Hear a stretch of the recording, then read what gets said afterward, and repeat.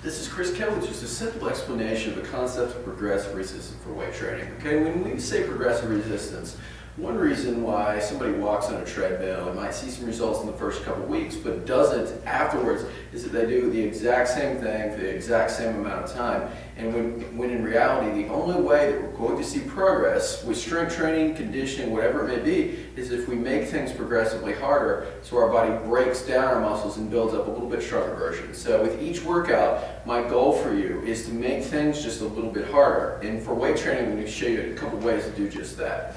Right now, generally when we assign workouts, we're going to say 3 sets of 8 to 12. We're going to give you a rep range, so we'll say 6 to 8, 8 to 12, whatever it may be.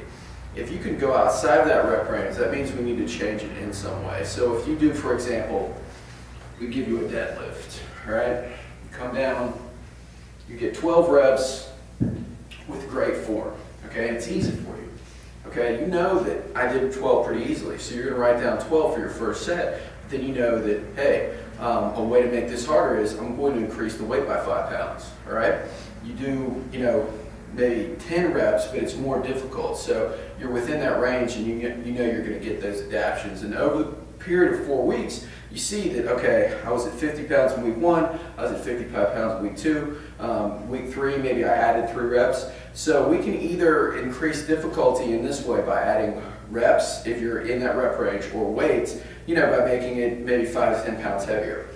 Okay, now for exercises like deadlifts and floor presses where we can add weight, that's kind of the incremental way in which we do that. Okay, for things like push-ups and bodyweight exercises, it's a little bit different.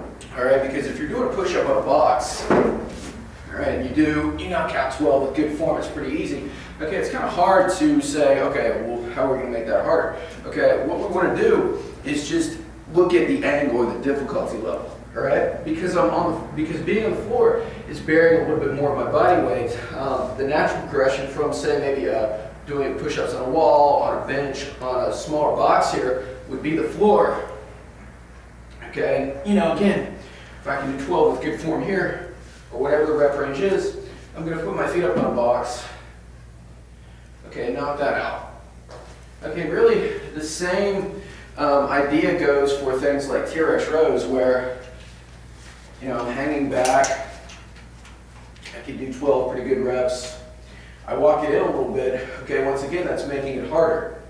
So instead of riding like week 1, 50 pounds, week 2, 55 pounds, you might make just some sort of a note like feet inclined, then feet against wall, knees bent, knees straight, something of that nature. So that's kind of the big differentiation that we make between bodyweight exercises. But I always want you to think, whether it be weight or angle of your body, always think about how we can be making things harder with each session so we can get an expected result. All right, that's part 1.